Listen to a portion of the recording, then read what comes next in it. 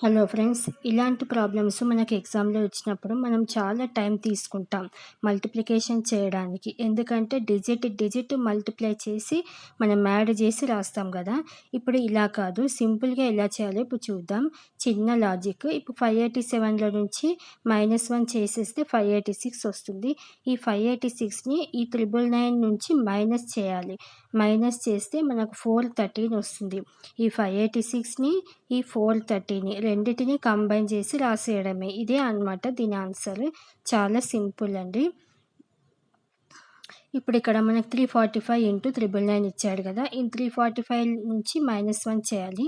344 వస్తుంది. ఈ 344ని మళ్ళీ 999 నుంచి మైనస్ చేయాలి. మైనస్ చేస్తే మనకు 655 వస్తుంది.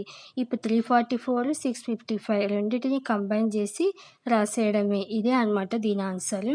మనకి ఇక్కడ A36 ఇంటూ 999 ఉంది కదా! దీనికి ఆన్సర్ కామెంట్ చేయండి. Thank you.